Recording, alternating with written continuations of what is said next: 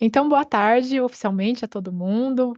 Gostaria de agradecer a todos que estão aqui hoje prestigiando esse evento, os que vêm prestigiando já desde os eventos anteriores também. A gente fica muito contente de poder criar esse espaço de debate, de discussão, de socialização de ideias, né?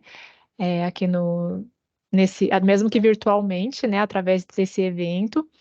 É, o Gustavo já falou das outras vezes, mas só para reforçar, essa daqui é uma iniciativa que o grupo de formação pensou para tentar promover, né, os trabalhos que foram desenvolvidos através do programa de incentivo à educação aqui da Fundação ITESP.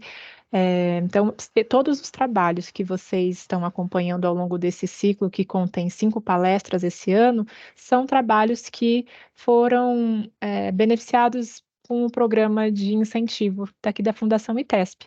Então, todos são dissertação, né? Então, todos, portanto, trabalho de mestrado, é, que foram, que participaram do nosso programa de incentivo. Então, já sem mais delongas, vamos passar então a palavra à Nayara, só para fazer um breve resumo. A Nayara é graduada em Ciências Sociais pela Unesp Araraquara e mestra em Geografia pela Unesp de Presidente Prudente e é analista de desenvolvimento agrário aqui na Fundação ITESP desde 2014. Resumidamente é isso. Nayara, se você quiser complementar esse resumo, você fique à vontade também. E a palavra está com você. Helenita, desculpa antes. Helenita, há alguma coisa que eu esqueci que você queira complementar? Nancy, só uma questão, desculpa, colegas e Nancy, só uma questão, só lembrar a todos que esses trabalhos também estarão disponíveis na biblioteca do ITESP, para quem Boa. tiver curiosidade de lê-los na íntegra, está disponível, tá bom? É só isso, Nancy. Obrigada, boa tarde a todos, bom evento. Obrigada, Helenita, bem lembrado. Então, Nayara, agora sim a palavra está com você. A gente vai deixar todos os outros microfones mudos e pedir também quem puder desligar a câmera, tá bom? Porque a Nayara vai compartilhar a tela e fica mais limpa a visualização. Então, bom evento a todos. Bom, pessoal, boa tarde. Todo mundo me ouve? Acho que sim, né? Primeiramente, agradecer, né, vocês por gastarem um tempinho aí da tarde de vocês, depois do almoço, sonolento, assim, para me ouvir um pouquinho aqui no trabalho que eu fiz. Agradecer também ao pessoal da formação por ter organizado esse ciclo de palestras, né? A gente entra no programa, mas a gente não acompanha muito bem quem também está fazendo parte, o que está fazendo, o que pesquisou. Então, acho que vocês foram muito sábios em fazer uma organização assim que condensou todos os trabalhos que foram executados nos últimos anos. Legal saber que tem muita gente se especializando, se formando, né, buscando se capacitar nas suas áreas ou até em outras áreas.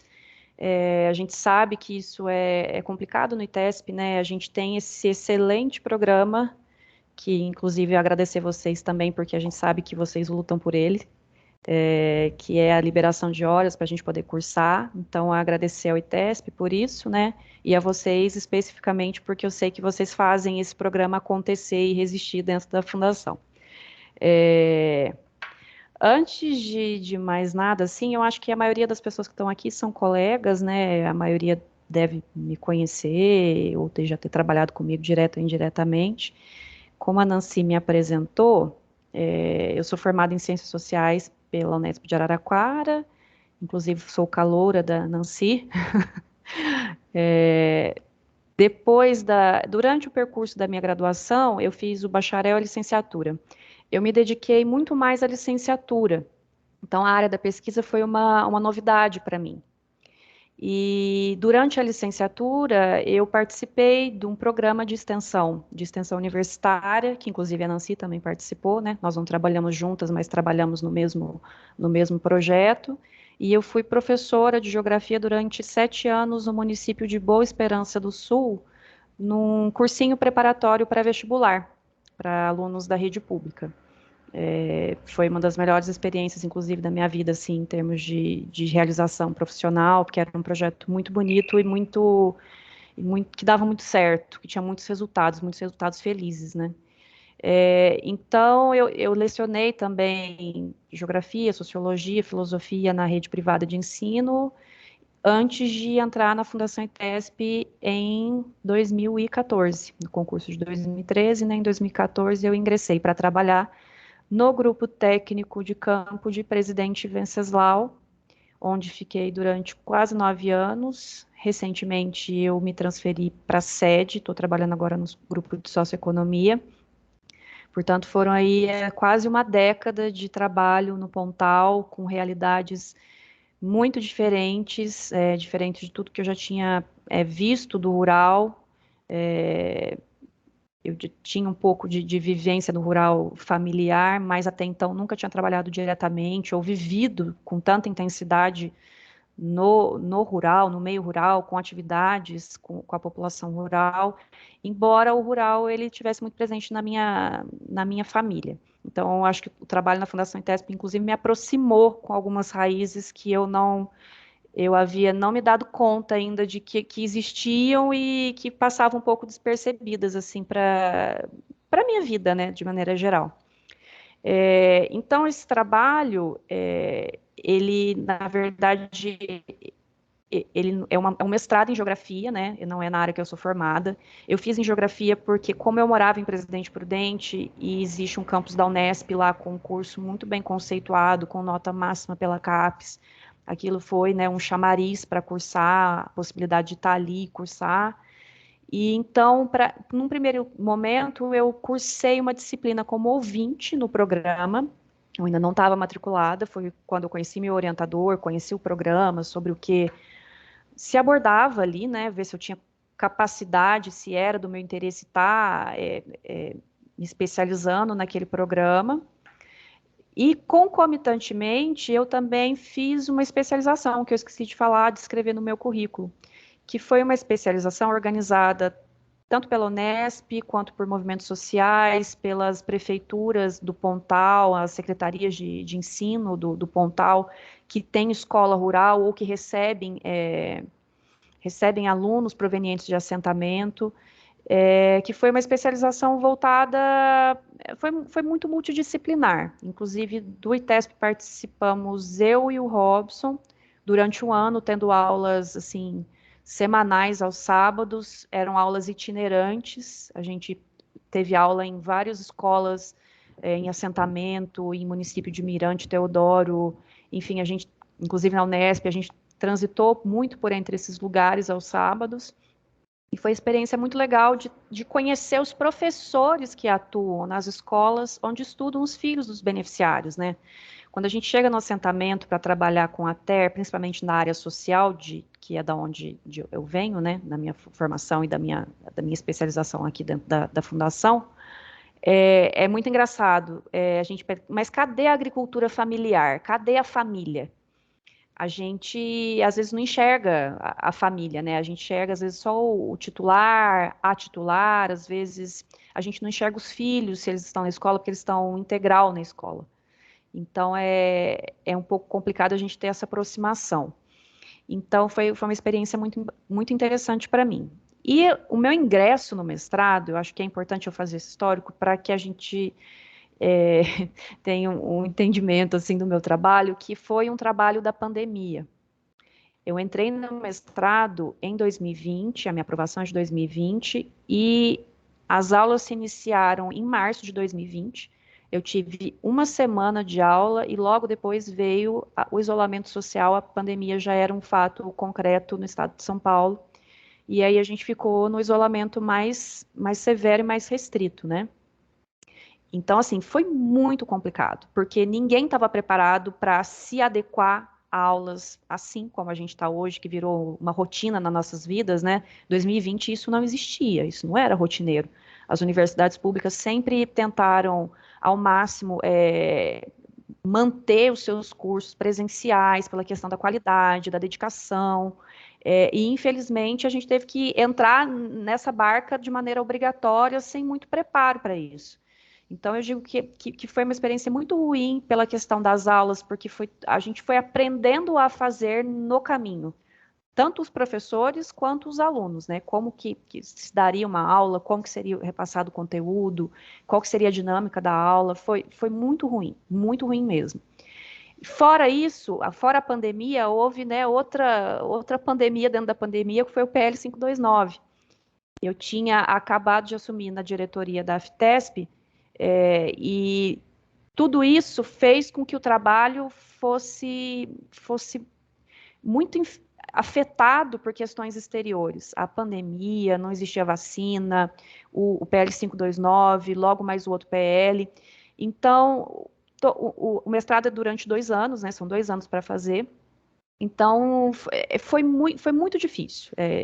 Eu saliento sempre isso, que não foi só para mim, para as pessoas que tinham dedicação exclusiva à pesquisa também foi difícil. E todas essas coisas que perpassaram o trabalho fazem com que o trabalho tenha essa característica, né? Que ele conversa diretamente com a pandemia, ele conversa diretamente com a crise que nós vivemos institucional, porque não teria como não ser. Eu tive que fazer muitas adequações. O meu objetivo inicial do trabalho não foi o que se resultou nesse trabalho, ele foi adequado.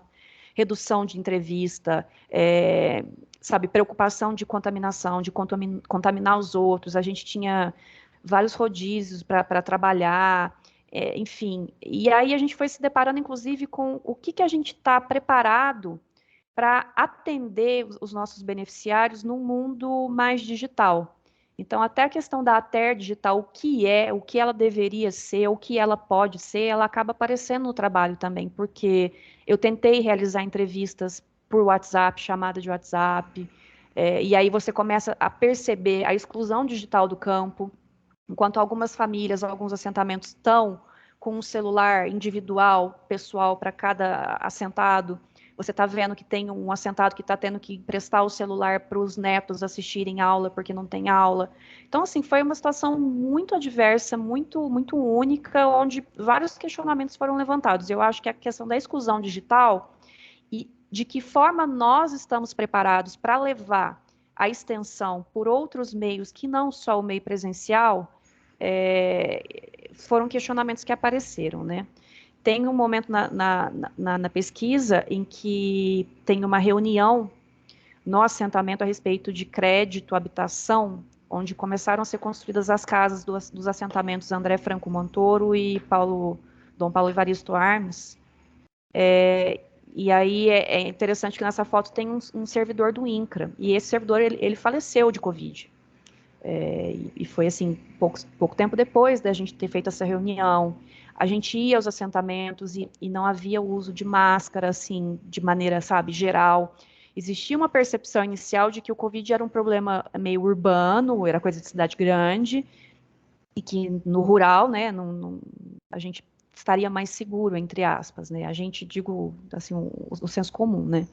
E aí depois a gente perceber que algumas pessoas, né, faleceram, e perceber, né, uma pessoa que estava lá numa reunião de acesso ao crédito para a construção das casas, das habitações, e que faleceu, talvez contraiu o vírus numa dessas reuniões, assim, né, e foi muito chocante, sabe, foi muito difícil. Então, eu acho que o trabalho ele é muito afetado por essas coisas, por essas passagens, pela pandemia e pelo PL. A todo momento, quando eu escrevia, parecia que era uma despedida, que eu estava escrevendo um trabalho, um obituário, um testamento da Fundação ITESP, porque era um sentimento que eu tinha, né? Depois que o PL passou, a gente ainda tinha muitas dúvidas em relação ao que viria a ser da fundação, né? As mudanças, a gente está passando, né, por mudanças ainda. Então, assim, foi um trabalho muito, muito geral, muito amplo e talvez, assim, muito afetado por essas circunstâncias, tá? Eu acho que, então, agora, depois de dito isso, eu posso começar a falar mais especificamente do trabalho. Vou compartilhar uma tela aqui com vocês, que é um pouco da minha apresentação da defesa. Eu tentei dar uma resumida nela para não ficar muito extenso. Se eu estiver ultrapassando o tempo, alguma coisa assim, vocês me avisem, tá? Tá certo, Nayara.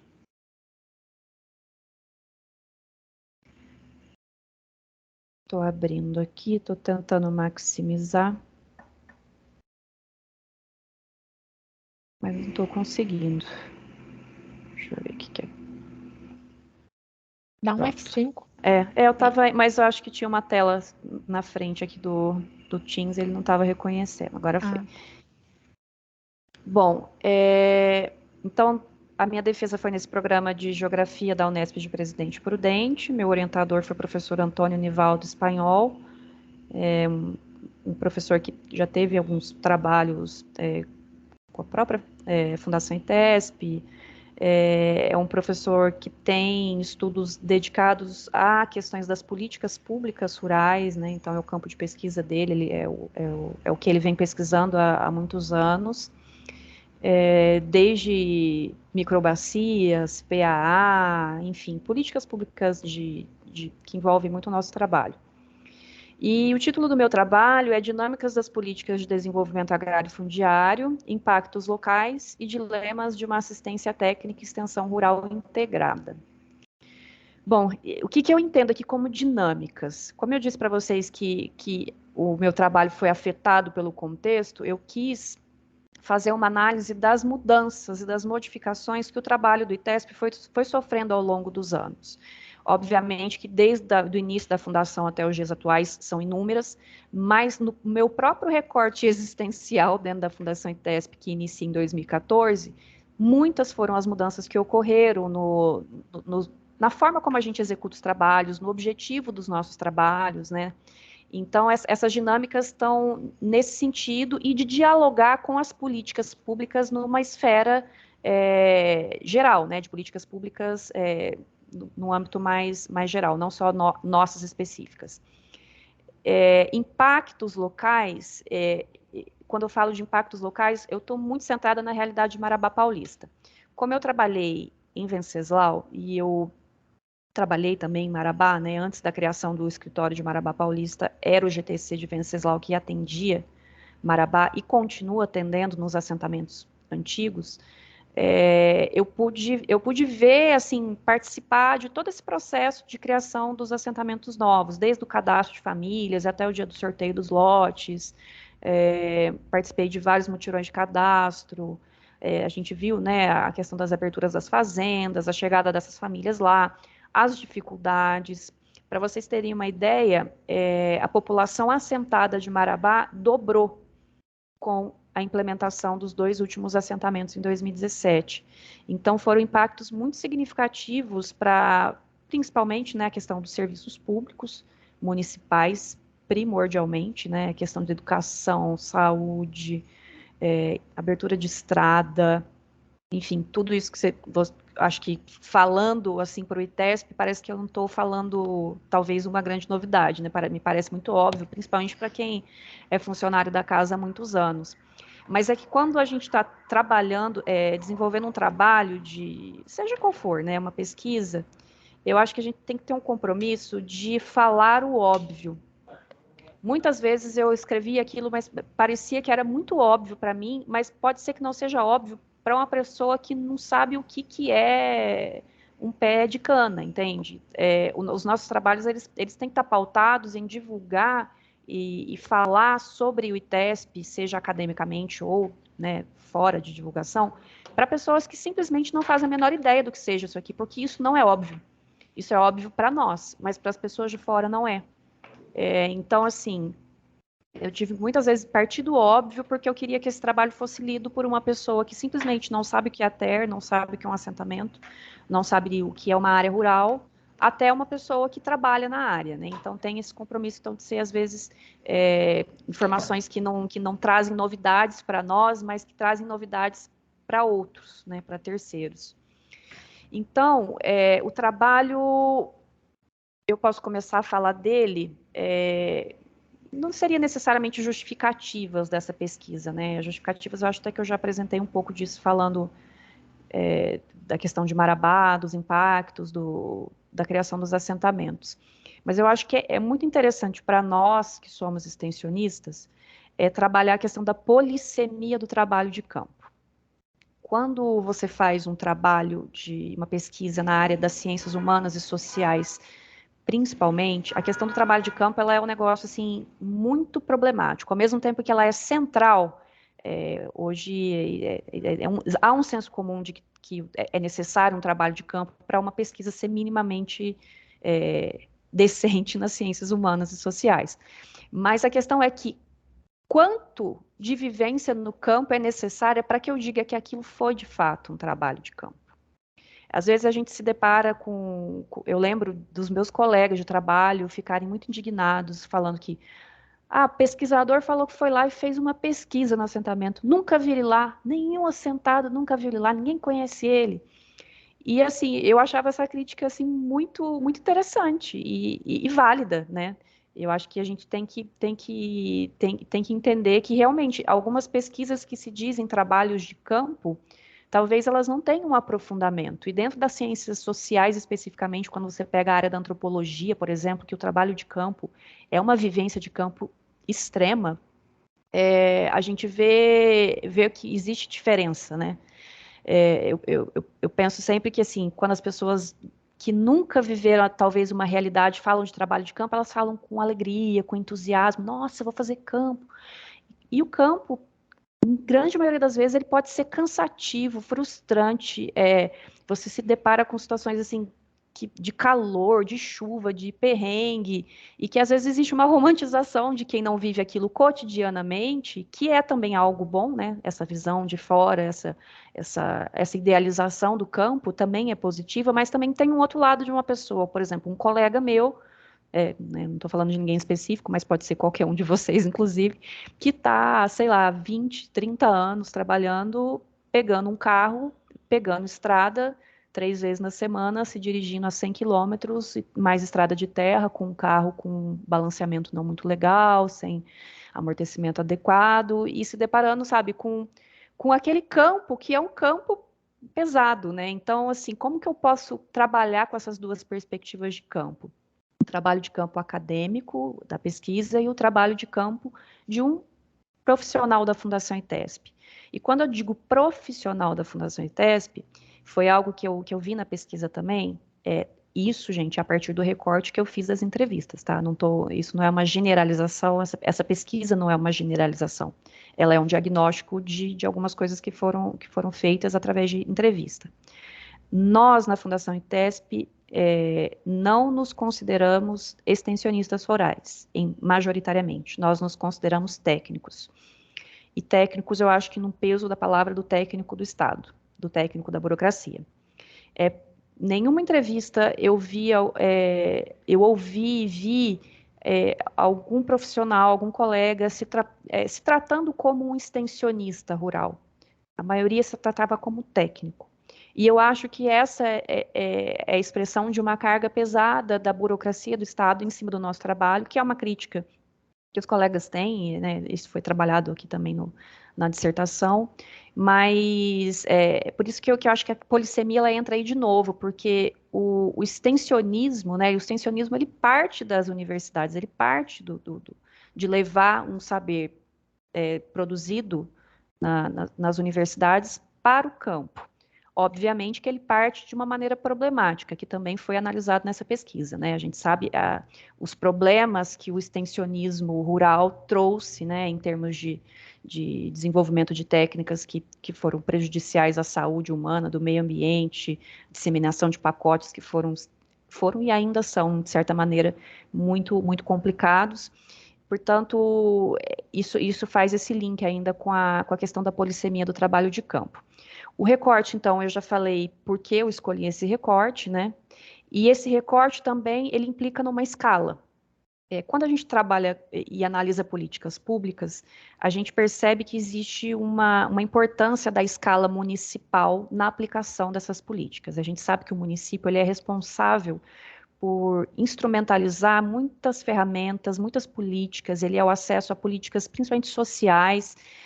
Então, a escala, ela é norteadora para os municípios, obviamente, para a execução do seu próprio serviço, enquanto política pública, destinação de recursos para aplicação delas, mas é também para nós do ITESP, né? Nós temos uma atividade de escala municipal muito forte.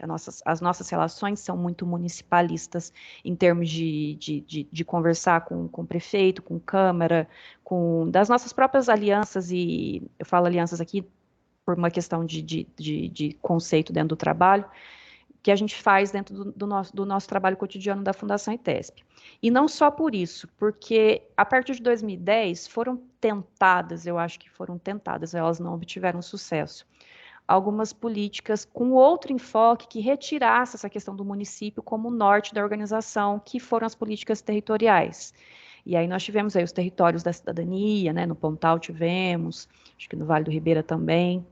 Então, a escala municipal, ela é muito difícil de ser superada, e as políticas setoriais também. Tendo em vista Marabá Paulista, para vocês terem ideia, dentre as reuniões que foram realizadas pelo colegiado, pelo território da cidadania do Pontal, Marabá nunca esteve presente em nenhuma reunião, seja pela sociedade civil, seja pelo poder público municipal. E levanto isso a partir do trabalho de pesquisa da organizadora do colegiado, tá? da Elisângela Viudes, que fez uma dissertação de mestrado, um mestrado profissional dela, e aí pelo recorte das atas, a assinatura da presença das pessoas que estiveram, né, nas reuniões, você vê que Marabá Paulista existe uma reticência na participação desse tipo de política. E que esse tipo de política, ela tem muitos obstáculos para serem executados e muitos problemas a serem superados, apesar de terem, assim, né, a gente vê que não se fala mais nessas políticas, mesmo agora, a partir de 2023, com o novo governo federal, que foi responsável por aplicar essa política no passado, não se ouve falar de novo em políticas territoriais tal qual se ouvia no passado. Bom, para quem não conhece, acredito que aqui dificilmente alguém não conheça Marabá, mas, né, lembrando que é preciso falar do óbvio sempre. Marabá Paulista é esse município 12, na região do Pontal. Faz divisa, então, com Teodoro, com Mirante, Epitácio, com Caiuá, tem bastante município com quem faz divisa. Para título de informação, pelo menos na época em que eu produzi a pesquisa, que foi 2021, eu finalizei, Marabá Paulista era o segundo município com a menor densidade demográfica do estado de São Paulo, tá? Isso já nos coloca aí questões em relação à ocupação e ordenação e uso do espaço, do território, e também evidências do que são terras devolutas nessa região, né? Basta ver que a gente tem trabalhado muito, né? A gente, digo, Fundação ITESP, na regularização de áreas devolutas dentro deste município. Os assentamentos rurais em Marabá são esses aqui do mapa. Bom, o município de Marabá, né, é um município, portanto, com uma extensão considerável, porém a zona urbana, ela é ínfima, né, é esse pontinho tracejado de vermelho aí, uma cidade muito pequena, com uma infraestrutura bem precária em termos de serviços. Porém, a criação dos assentamentos novos, que são o governador André Franco Montoro e o Dom Paulo Evaristo Armes, vejam que são dois assentamentos que ficam bem próximos da cidade. Eu não sei se quando eu mexo o cursor aí vocês estão acompanhando comigo, eu acredito que não. Mas... Sim, dá para ver. Ah, dá para ver? Ah, que bom. Então, são dois assentamentos. Bom, só o governador André Franco Montoro já é uma porção bem considerável dentro do território, né? E Dom Paulo também são próximos à cidade. Vejo também que esses assentamentos aqui, eles formam meio que uma área contígua, né? E é interessante que isso faz com que eles estabeleçam relações entre eles muito diferente do que, por exemplo, esses dois assentamentos aqui, que são assentamentos, principalmente o Santa Maria, onde o fornecimento de serviços públicos, sejam municipais ou sejam nossos do ITESP, são precários. A gente sempre teve muita dificuldade em atuar aqui, sempre foi um assentamento com muitas queixas a respeito do nosso trabalho, como do trabalho da prefeitura. Então, é uma área marginalizada aqui dentro do município. E o assentamento de São Pedro, que é um assentamento muito pequeno também, fica numa região com acesso um pouquinho complicado. Não à toa, esses dois acabam tendo relações muito mais redes, relações e dinâmicas muito mais intensas com os municípios de cá, né? No caso, Teodoro e Mirante. Esses assentamentos, portanto, eles, por estarem mais próximos da sede da cidade, eles acabam tendo uma participação, uma presença maior aqui nessa dinâmica, em termos de estar na prefeitura, estar no escritório da fundação, participar de reuniões, participar de atividades, pela questão, obviamente, do deslocamento, né? Já o Areia Branca é o assentamento mais antigo, é um assentamento federal de 1988. Por ser um assentamento mais antigo, ele também constitui uma rede de relações e de atores estratégicos aqui no município de Marabá. A gente consegue ver aí, no caso, a expressão de algumas figuras, de algumas lideranças, como, por exemplo, o presidente da Câmara de Vereadores. Então, assim, são relações e sujeitos que estabelecem relações diferentes à medida com que estão localizados dentro do município.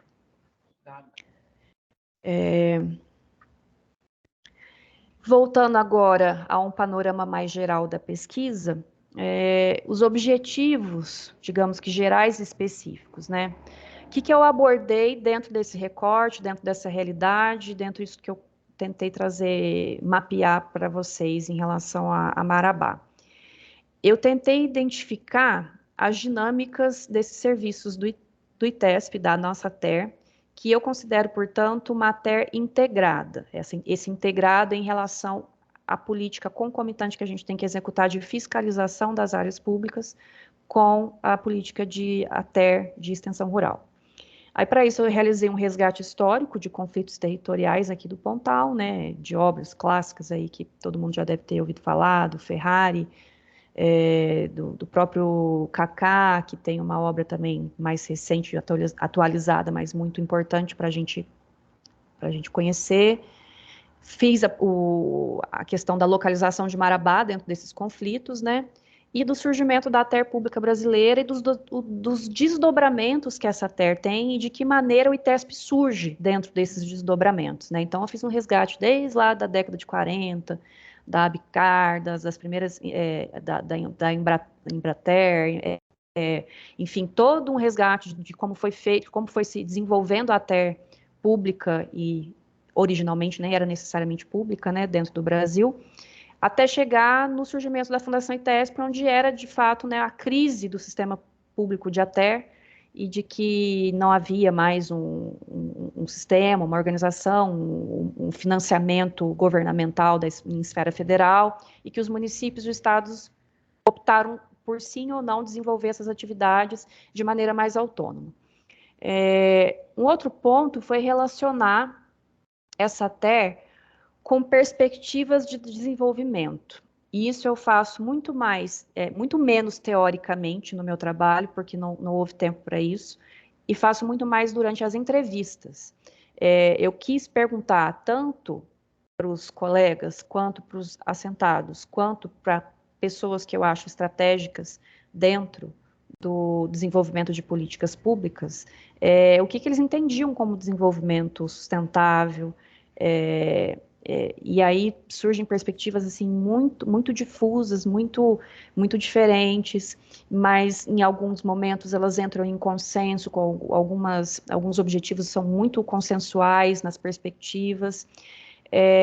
Então isso leva também a um direcionamento mais teórico da pesquisa nas transformações nos objetivos das nossas políticas públicas de desenvolvimento rural e construção e aplicação da política da Pinater. Né? Então, existe aí um paralelo entre o passado e o presente, e o que esse presente trouxe, né? Lembrando que a Pinater é a primeira a trazer uma política nacional, depois de muitos anos, com um enfoque nos sujeitos rurais específicos, como assentados, quilombolas, ribeirinhos, comunidades tradicionais, trazendo a agroecologia como princípios agroecológicos dentro do seu texto, como um dos objetivos. Então, foi feito um resgate desse histórico.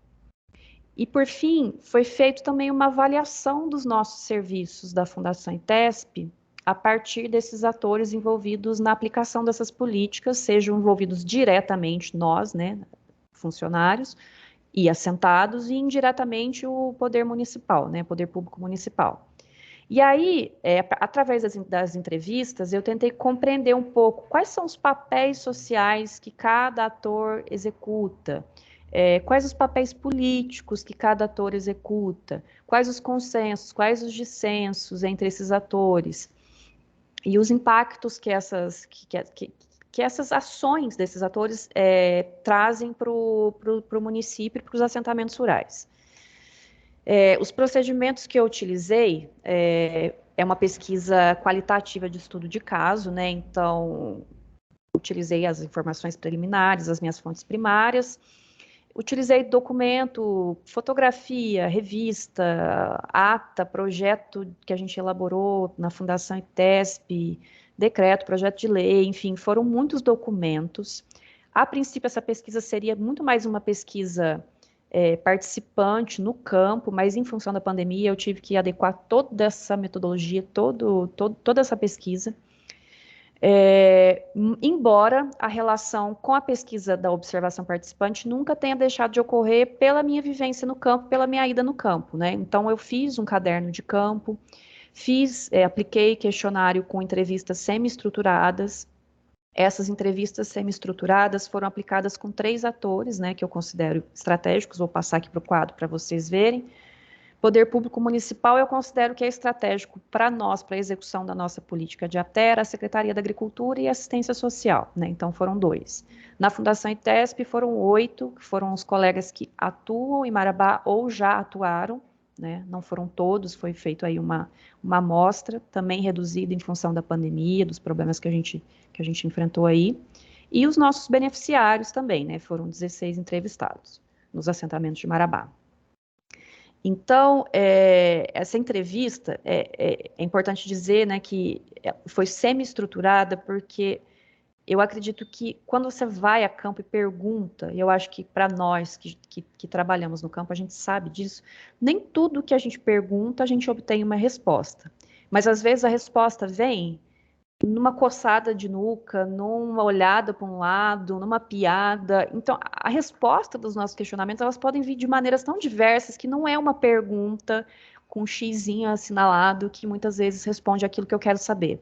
Eu não estou aqui desqualificando pesquisas quantitativas, né? Não é esse o caso nem o objetivo.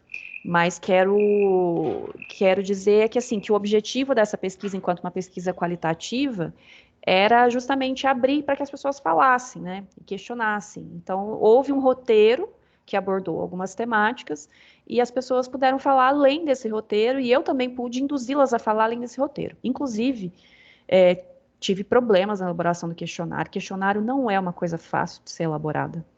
E eu só aprendi isso fazendo e errando. É uma coisa muito complicada. Eu fiz algumas perguntas que depois foram consideradas muito sugestionáveis, sabe? Aquele tipo de pergunta que você faz meio que já querendo aquela resposta. E eu não me dei conta disso, né? Então, assim, foi outro problema também que eu tive na questão da orientação, né? Meu contato com o orientador. Contato com o orientador já é complicado, né? Em função da carga, da demanda que eles têm. Na pandemia, então, foi muito mais complicado. Então, eu aprendi, mas eu tive que aprender no erro que um questionário ele precisa ser muito bem pensado, muito bem elaborado. Existe toda uma forma de se fazer pergunta, que não é uma coisa muito aleatória, é uma coisa muito séria. E as fontes secundárias que eu utilizei foram mais especulatórias, no caso do ITESP, assim, da caderneta e o Cultivando Negócios. Eu utilizei assim mais especulativo, justamente porque eu não queria dados quantitativos necessariamente, né? Algumas coisas eu devo ter extraído, mas não era o objetivo central. Mas, ao mesmo tempo, eu achei interessante fazer um paralelo com as informações do novo censo, né? Do censo agropecuário que tinha acabado de sair.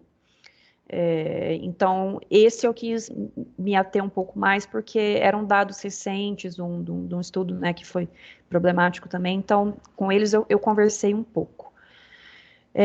Na Fundação ITESP, eu também dei uma analisada nos relatórios do GAD, né, das reuniões, dos planos de meta, de toda uma metodologia de trabalho que foi realizada, né, em certa maneira, eu quis saber como que era feito o trabalho de ATER, se existia uma forma de executar a ATER no ITESP, e o GAD apareceu, foi mencionado, embora não seja mais aplicado. Então, além do levantamento bibliográfico, né, que, enfim, envolve as bibliografias aí da pesquisa, que eu não vou me atentar a elas. Aí, em termos de resultados, de impactos, quando eu falo de impactos locais, né, eu quis saber quais são os impactos locais que os assentamentos tiveram no uso e na cobertura da terra em Marabá. No momento, a minha irmã estava finalizando o curso de engenharia florestal, então a gente pôde conversar muito a respeito de algumas coisas em específica, e ela elaborou esse mapa para mim a respeito do uso e cobertura da terra, porque ela trabalhou diretamente com o MAP Biomas, então a fonte das informações aqui é do MAP Biomas. E aí isso aqui foi para a gente perceber, né, de 1990 e 2020, o que isso mudou de acordo com as informações do MAP Biomas. Bom, vocês vejam que aqui, no detalhe, é difícil perceber, é difícil ver. Esse mapa, ele tem cores, assim, não é a gente que escolhe essas cores, ela já vem configurada pela estrutura do MAP Biomas, então a gente precisa ter um olhar um pouquinho mais no zoom, que eu acho que a gente não vai conseguir fazer aqui na apresentação. Mas vejam que a diferença da ocupação da parte de lavouras, de culturas, né? E a parte florestal, que eu acho que é uma coisa que dá para a gente ver assim a olho mais uma visão mais geral, dentro do município e dentro das áreas do ITESP, né? Eu acho que aqui no Santo Antônio do Prata, eu vou tentar mostrar aqui, a gente vê um aumento tímido nessa escala, né? Mas talvez numa escala real da vida, na escala da vida, talvez essa escala seja muito maior em relação à formação florestal aqui do assentamento. Esse é o Santo Antônio, não Santo Antônio da Prata, Santo Antônio da Prata está aqui embaixo. Assentamento Santo Antônio. Enfim, é que é difícil, né, gente? Aqui nessa escala aqui é difícil a gente observar. O município de Marabá, né, sempre muito estático, muito pouco a área da cidade, né, não no município, da área urbana de Marabá. Algumas mudanças, né, no perfil de pastagens. Enfim, algumas mudanças bem sensíveis, assim, mas que numa escala de vida, talvez sejam muito mais significativas do que dentro de um mapa, né? Isso aqui são alguns dados do censo agropecuário, e aí, inclusive, a gente viu que o censo agropecuário, ele não traduziu muito bem o que era a realidade de Marabá em 2017, 2018, né? Acho que o censo terminou em 2018. Porque o número de estabelecimentos agropecuários coletados lá pelo IBGE foi o número de 489. E só assentamento nós temos isso aí, eu acho que até mais do que isso, lotes, né, dentro de assentamento. Então, assim, você vê que houve dificuldade aqui num retrato mais realista do que é. Inclusive, foi ver metodologicamente se um estabelecimento agropecuário é um lote de assentamento. E sim, é um lote. Por um momento até achei que fosse a fazenda inteira, mas não é. Não é um agrupamento de lotes que constitui um estabelecimento, é o lote em si. Então, assim, teve um problema. Área média também, a gente vê uma área média de 135 hectares dentro de Marabá, tendo em vista que os lotes nos assentamentos média é 16 hectares, algo em torno disso. Pessoal ocupado já corresponde muito bem à realidade dos assentamentos, é cerca de 3 pessoas por lote, que a gente conseguiu ver pelos dados analisados pela caderneta. Na agricultura familiar, 71% correspondente, então, à produção de Marabá. E quem recebeu a TER foram cerca de 50% da população, ou seja, podem ter certeza que 50% de ATER aí é a TER pública do ITESP, porque não é a mais escritório da CAT, da Secretaria da Agricultura, de algum extensionista executando algum tipo de serviço de ATER lá. Então, podemos atribuir aqui que esse número, se não a totalidade desse número, seja da Fundação ITESP. Aqui tem outros dados de outros municípios que eu acabei relacionando no trabalho, mas eu não vou entrar em questão porque eu fiz algumas comparações, mas para não me estender muito. Quando eu falo que eu quis saber das estratégias dos atores, das dinâmicas, eu achei muito interessante perceber o que aconteceu na política municipal em Marabá Paulista. Marabá Paulista é um município de 5 mil habitantes, né? Então, metade da população praticamente está assentada ou tem relação direta com assentamento. E aqui, isso fica muito expresso na política. Enquanto em alguns lugares a gente pode perceber que existe uma reticência, existem obstáculos naturais, entre aspas, né? Não é naturais, são orquestrados, para a participação de assentados, agricultores, pessoas do movimento social na política local. Em Marabá não existe esse bloqueio. Inclusive, já havia um trabalho a respeito disso sobre Marabá Paulista, realizado lá na Unesp, mas não de dissertação de mestrado, mas de graduação, trabalho de graduação. Então, a gente vê assim que a Câmara se divide entre pissolistas e PSDBistas, com uma divisão aqui do PT no meio, e o prefeito, que foi eleito pelo PSOL, acabou sendo desligado do partido em uma condição em que ele foi prestigiar o ex-presidente da República aqui não, né, lá no Pontal do Paranapanema, e isso coube aí um grande mal-estar no partido opositor ferrenho do ex-presidente, portanto, houve a desfiliação e, até o momento do trabalho, ele não era afiliado em nenhum outro partido político. Inclusive, isso demonstra, né, como que a questão política no município, numa escala assim menor, ela é muito contraditória. Você vê alianças e estratégias, e principalmente a utilização de vereadores, deputados, para angariar recursos por meio de emendas parlamentares.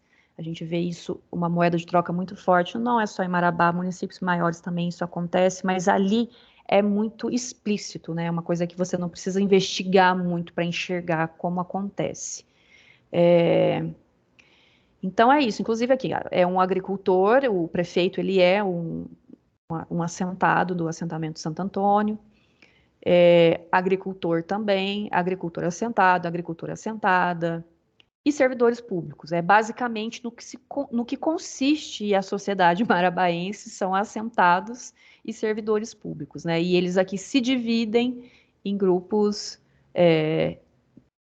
muito, muito, muito interessantes de serem analisados, que foram também esmiuçados mais no trabalho, que aqui não tem tempo para isso.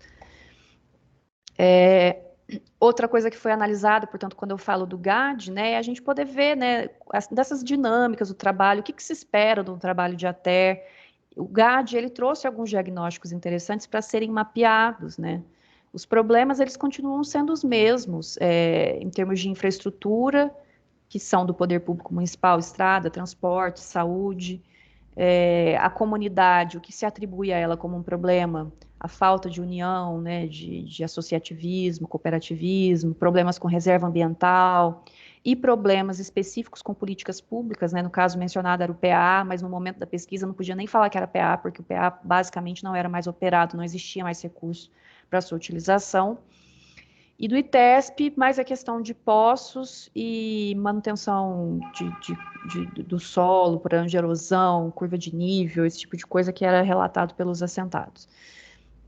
Em termos de demandas, a gente via demandas muito fortes para a organização social e comunitária, para a capacitação em produção animal e para a capacitação de grupos de mulheres. Ao mesmo tempo que elas são demandas mais fortes, são também atividades que tiveram muitas execuções de atividades desses temas nos assentamentos, né? Então, de certa maneira, elas foram atendidas, essas demandas.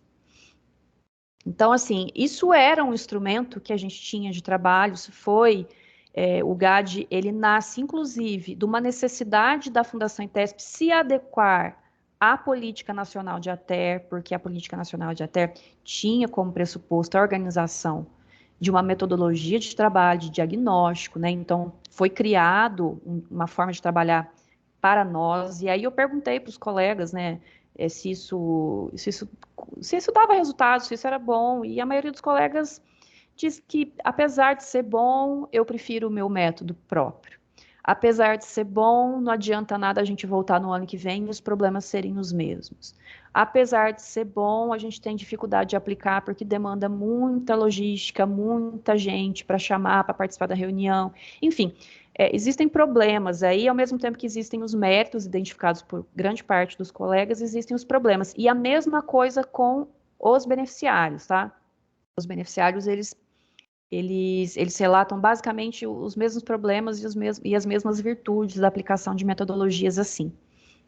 A perspectiva é muito parecida. E para fazer já minhas considerações finais, é difícil dar uma resumida, porque é muita coisa e cada capítulo trata de uma página, assim, digamos, da Fundação ITESP, mas em paralelo com temas mais gerais, né, mais estaduais e nacionais. Mas eu acho que, para finalizar, assim, o que eu pude diagnosticar no meu trabalho é a diversidade. Eu sempre tive muita reticência em me colocar, em utilizar discursos que unificam seja um discurso de classe, um discurso tratar como agricultura familiar ou como camponês. Eu sempre tive muita dificuldade em abraçar esses conceitos, porque para mim eles não espelham a diversidade que há no assentamento. Eu não consigo dizer que todos são camponeses, nem que todos são agricultores familiares, porque existe uma diversidade. E, inclusive, essa diversidade, eu considero que o meu trabalho ele tem um ponto positivo na forma como eu lidei com as entrevistas. Que nas entrevistas, quem eu selecionei para entrevistar nos assentamentos? Eu selecionei 3 origens relativas dentro do assentamento. O assentado que está lá desde o início, o assentado que sofreu o processo de transferência de titularidade, ou seja, a sucessão familiar, e o assentado da portaria 50.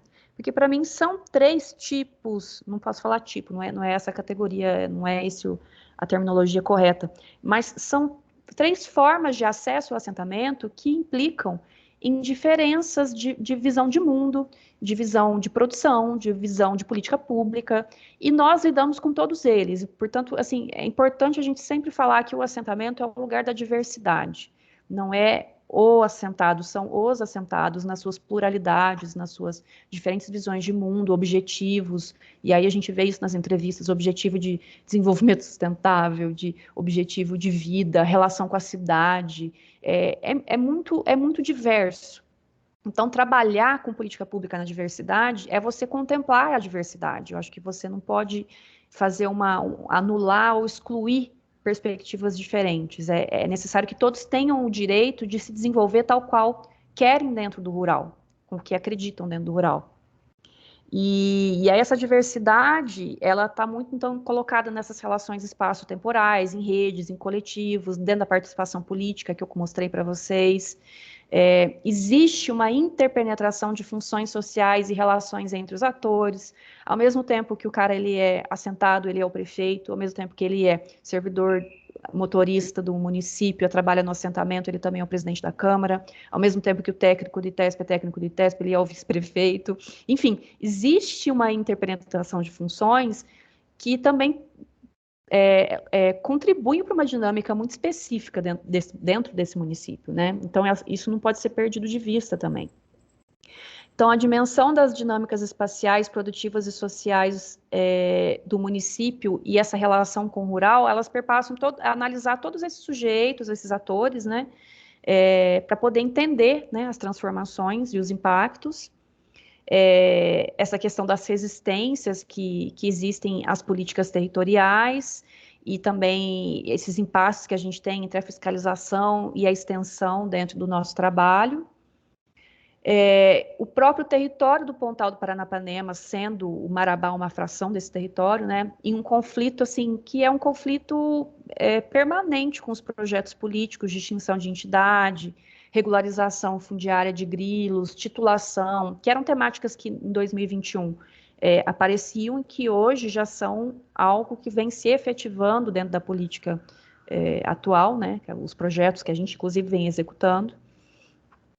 A exclusão digital e a questão, né, os desafios para se trabalhar de maneira digital em assentamentos rurais, né, de que forma a gente está produzindo conteúdo, conhecimento, de que forma a gente se comunica por meio dessas ferramentas, né, se a gente deveria pensar formas de se comunicar melhor nessas ferramentas, se os nossos técnicos dominam essas ferramentas para que possam transmitir para os beneficiários, e também os impactos relativos e provisórios da Política Nacional de ATER, né, que como eu disse, ela trouxe algumas coisas para nós, e especificamente o GAD, mas também uma necessidade de aprofundar essas políticas, de renovar essas políticas, porque elas surgiram, elas vieram, elas foram sufocadas e muito se perdeu no meio do caminho, né? Então, de repensar enfoque territorial, práticas agroecológicas, enfim, várias coisas que foram tratadas pela política de ATER e que pararam no meio do caminho, que não tiveram continuidade. E, principalmente, qual é a posição do ITESP dentro dessas políticas nacionais, né? O ITESP, por muitas vezes, ele passa na tangente, assim, porque ele não se considera dentro do guarda-chuva de uma organização, de uma política pública nacional. Ele sempre quer, às vezes, passar por fora disso. Isso é positivo, isso é negativo?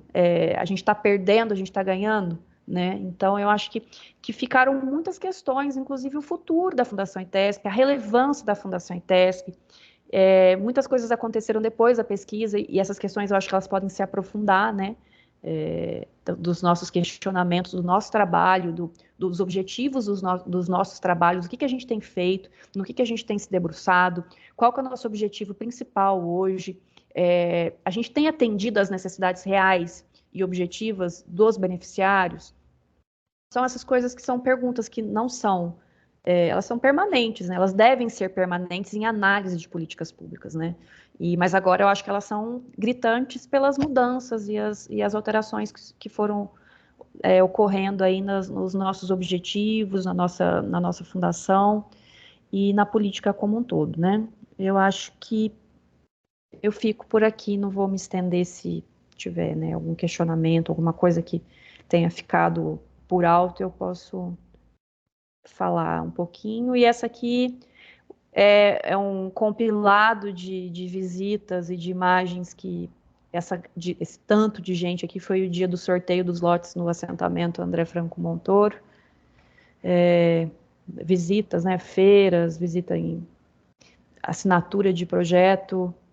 Legal aqui, eu acho essa foto muito emblemática, porque ela traz movimentos sociais diferentes e um originário aqui, ex-funcionário da Fazenda.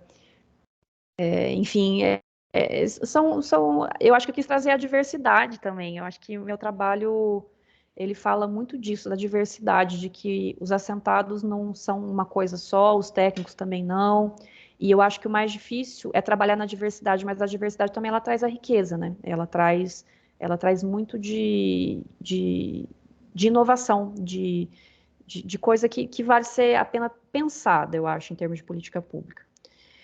E o dia da minha defesa foi o meu dia da despedida do Pontal também. Foi o meu último dia morando lá, eu apresentei, a minha defesa foi online, e eu, no fundo, assim, era um monte de caixa de papelão, tudo encaixotado para minha vinda para São Paulo.